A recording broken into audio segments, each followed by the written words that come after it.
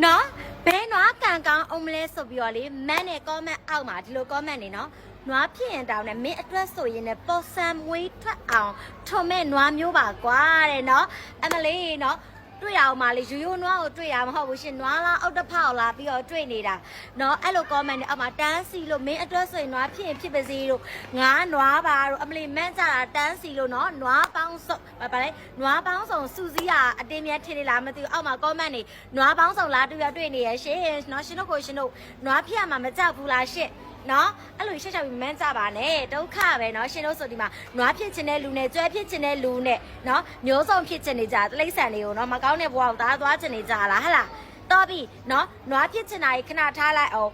အခုနွားထက်ရေးကြည့်တာတခုပြောစရာရှိတယ်ဒီနေ့မှာဂျူးစီမှာဖုံးဝဲမဲ့လူတွေအထူးလျှော့စိမ်းနဲ့ရောင်းပြီးသွားမှာပဲဖြစ်ပါတယ်ရှင့်ဟုတ်ကဲ့ပါအားလုံးပဲမင်္ဂလာပါချစ်လေးများ